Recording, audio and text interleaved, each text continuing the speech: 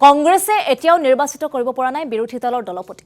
বিৰোধী দলপতি এতিয়াও নিৰ্বাচিত নোহোৱাক লৈ প্ৰতিক্ৰিয়া প্ৰকাশ কৰিছে অখিল গগৈ।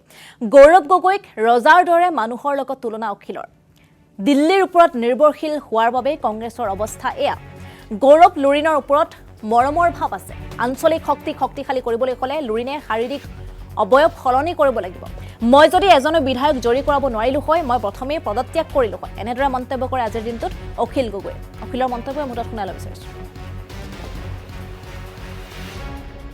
তেওঁলোকৰ আভ্যন্তৰীণ বিষয়, কিন্তু মই সঁচা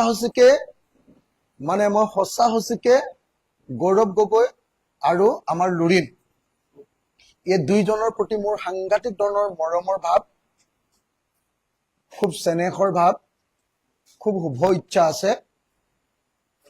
কিন্তু মই বাৰম্বাৰ কৈ আছো, যদি আমি আঞ্চলিকতাবাদক শক্তিশালী কৰিব লাগে আমাৰ লুৰিনৰ বডি লেংগুৱেজটো অলপ বদলাব লাগিব। একদম লুৰিনৰ অসম জাতীয় পৰিষদৰ প্ৰতি আমাৰ বহুত ভাল ভাৱ আছে। অসম জাতীয় পৰিষদটোৱে জাতীয়তাবাদৰ কাৰণে, আঞ্চলিকতাবাদৰ কাৰণে বাৰম্বাৰ হাৰি থকাৰ পাছতো তেওঁলোকে এতিয়ালৈকে চাৰেণ্ডাৰ কৰি দিয়া নাই। কিন্তু লুৰিণজ্যোতি গগৈয়ে যিধৰণে ষ্ট্ৰেটেজি তৈয়াৰ কৰিব লাগিছিলে সেইটো নকৰাৰ কাৰণে আজি অসম জাতীয় পৰিষদ বিপদত পৰি আছে। আপোনালোকে নিশ্চয় জানে যে তেনেকে গৌৰৱ গগৈ আজি এজন মানুহে যেতিয়া ইলেকশ্যনত ইমান বেয়া ফলাফল দেখুৱাব, মইতো যদি এজনো যদি বিধায়ক নাপালোহেঁতেন, আমাৰতো এজনৰ পৰা দুজন হ'ল, গতিকে মোৰ পদত্যাগৰ প্ৰশ্নটো নাহিলে।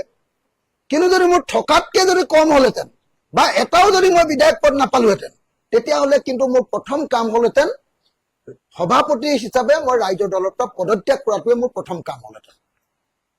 কিন্তু দুৰ্ভাগ্যৰ কথা, গৌৰৱ গগৈৰ বডি লেংগুৱেজ এতিয়াও চেঞ্জ হোৱা নাই। কিন্তু দুৰ্ভাগ্যৰ কথা, হাজাৰ হাজাৰ লাখ লাখ কংগ্ৰেছ কৰ্মীয়ে বিচাৰি আছে যে বিজেপিক আমি হটাও,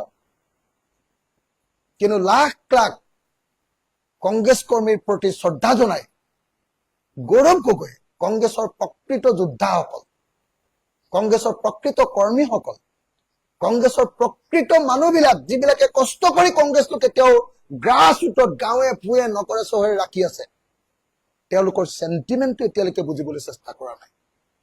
আৰু সেইকাৰণে মই আপোনালোকক সকলোকে অনুৰোধ জনাইছো যে মোক আপোনালোকে গৌৰৱ গগৈৰ প্ৰশ্ন নিগেটিভ কেতিয়াও নুসুধিব। মই গৌৰৱ গগৈৰ প্ৰতি সদায় পজিটিভ, লুৰিণজ্যোতি গগৈৰ প্ৰতি মই সদায় পজিটিভ।